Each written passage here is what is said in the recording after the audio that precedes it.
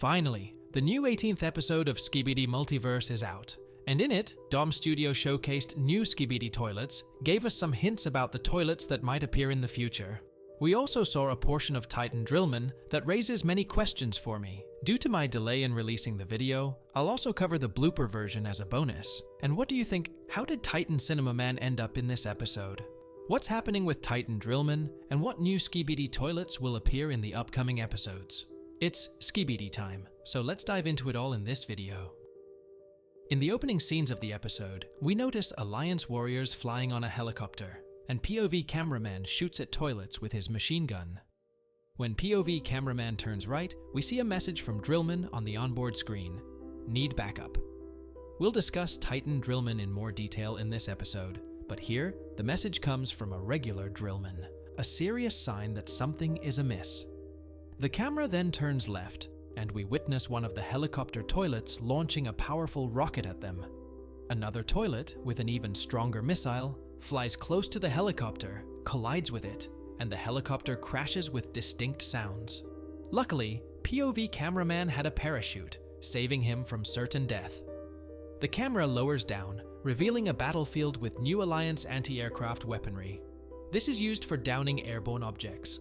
After POV cameraman lands safely, he is handed a bazooka. When he turns back, we can see that all the action is taking place at DRILLMAN's base. One of the DRILLMAN lies in front of us, successfully rescued. If he had been 1 second late, the episode would have ended.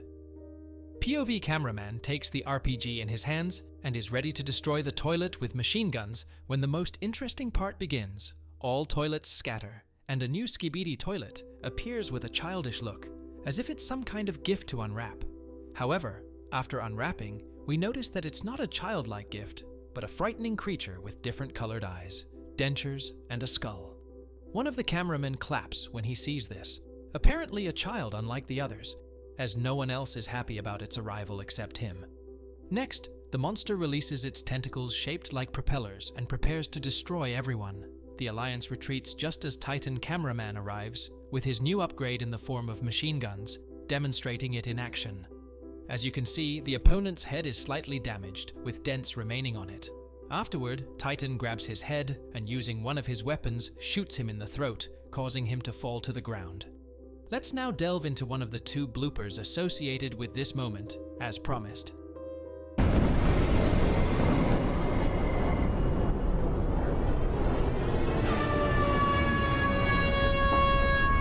In the blooper version, instead of Titan cameraman, Titan TV man appears, wanting to kill the enemy with his red beam.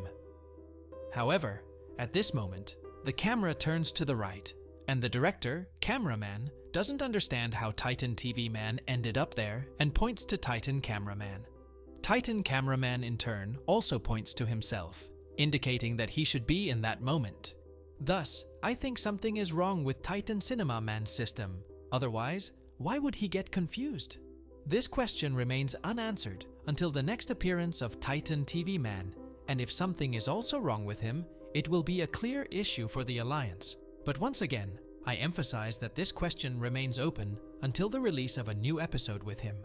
Titan cameraman, after a brief skirmish with the enemy, turns to the left and sees one part of Titan DRILLMAN being transported to the Alliance bunker. Most likely, this is the drill located on the head of Titan DRILLMAN, receiving significant upgrades while in its bunker. This is why Skibidi toilets were so keen on capturing this base, and the message the Alliance received at the beginning of the episode was a simple request for help to defend their base so that the enemies could not harm it. I believe nothing bad is happening to Titan DRILLMAN, and he is simply getting upgrades. Although there are theories that after his head flew off in the 13th episode, he left his body in that location, and this new drill is needed to create a new body for him. As can be seen from the size of this drill, it is 100 times larger than it was before, so I can assume that he will become the biggest and most powerful character in the entire history of Skibidi Multiverse. The episode continues, and Titan cameraman receives a signal indicating it's time to leave the base because the job is done, and he does just that. Before we get to the exciting part and learn about the new Skibidi toilets present in the next episode, let's go through the second part of the bloopers version of this episode.